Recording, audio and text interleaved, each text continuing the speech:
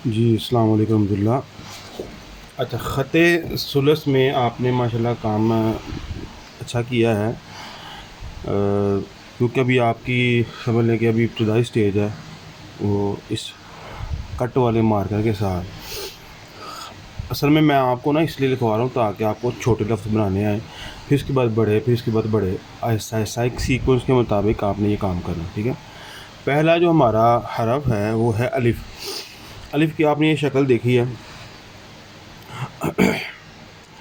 अच्छा, अलिफ़ जो है ना वो बिल्कुल सीधा नहीं होता है। यहाँ पर आपने इस चीज़ को ज़रा नोट करें। ये देखें, ये एक सीधी लाइन लगी हुई है और एक ये सीधी लाइन लगी हुई है। अब ये देखें, इसमें तकरीबन हाफ कद का ये इसको आगे लेके जाना है। ऊपर से जब शुरू करेंगे, नीचे तक जब लेके आएंगे ना, तो इसको ये तकरीबन इतना हाफ कद जो है वो आपने आगे की तरफ लेके जाना है और एंड पे आकर आपने इसकी दुम बनानी है। बाज़ का ये होता है कि जब एंड पे आता है ना, कुछ लोग ये ऐसे कर जाते हैं, ज़्यादा बाहर निकाल जाते हैं। ज़ाहिर बाहर नहीं निकालना, बस मामूली सा आपने उसको शो करना है, ज़्यादा बाहर ज़्यादा वाज़े नहीं करना। मसलन ठीक है, अगर यहाँ पर मैं अगर लाइन लगाऊंगा तो ये देखें, ये फासला आ रहा है, ठीक है? क्योंकि मेरे पास ये प्रिंटेड पेज है, इसमें जो इंक फैलती है। बस आप इसको बस सिर्फ समझाने के लिए आपको बता रहा हूँ। सबसे पहला हमारा जो पहला हिस्सा होता है वो होता है इसका ताज, इसका ऊपर वाला हिस्सा,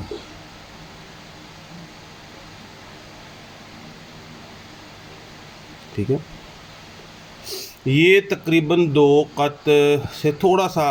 अच्छा, इसमें ना एक बात मैं आप एक इन्फॉर्मेशन के लिए आपको बात बताने लगा हूँ मैं। जो भी ख़ताती है, कोई भी आर्ट है, कोई भी उसूल है ना, वो किसी इतने ख़ास उसूलों का पाबंद नहीं होता है। आपने लफ्ज़ खूबसूरत बनाना है, लफ्ज़ प्यारा और अच्छा बनाना है, ठीक है? अगर उसूल कवायद में थोड़ी बहुत ऊपर नीचे अगर ये फ़र्ज़ कर लें, ये तकरीबन 2 कद के करीब है। अगर 2 कद भी बन जाता है तब भी ठीक है, 2 कद से ज़्यादा भी बन जाएगा, कोई प्रॉब्लम नहीं है। लफ्ज़ बुरा नहीं लगना चाहिए, लफ्ज़ खूबसूरत लगना चाहिए। ये ख़ताती का, ये उसूल का, ये आर्ट का उसूल है। लफ्ज़ खूबसूरत, क्योंकि अगर ये हम पाबंदियाँ लगाएंगे ना तो फिर आर्ट में पजीराई नहीं होगी, आर्ट बढ़ेगा नहीं, ये ज़्यादा खूबसूरत नहीं होगा, बल्कि अपनी उसी हालत में रहेगा जब से ये ईजाद हुआ है, ठीक है? तो ये इसने कोई इतनी लंबी चौड़ी बात समझाने वाली नहीं है। आपका पहले भी माशाल्लाह ठीक है अलिफ, ठीक है? और इसमें एक और बात याद रखें, आपने ना जो कत लगाए हुए थे वो बड़े छोटे छोटे लगाए हुए थे, ऐसे छोटे करके।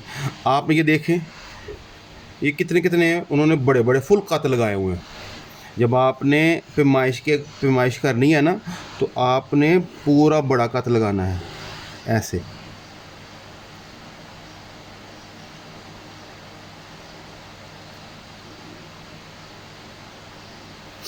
तो ये साइज़ है 7 कत।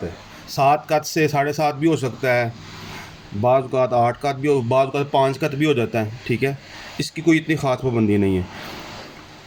यहाँ तक हमारा, ये देख लीजिए उन्होंने निशान भी लगाया हुआ है कि यहाँ तक कितना है, ये तकरीबन पौने 2 कत बन जाता है। कुछ 1.5 भी कर जाते हैं, लेकिन पौने 2 कत जो है ना वो खूबसूरत लगता है।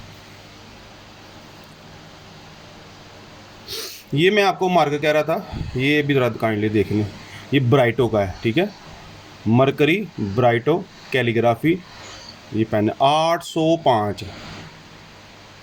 इसको आपने ये कलम जो है ना बड़ा ज़बरदस्त है, इसका जो काता है ना वो बड़ा शानदार है। इसको ना ये देख लें, इसका जो काता है ना बड़ा, ये बड़ा खूबसूरत है और बड़ा बारीक बना हुआ है।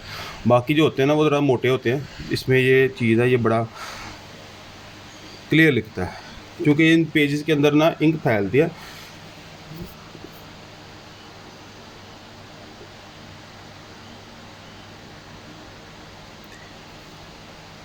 ठीक है, ये सिर्फ इंक फैली हुई है।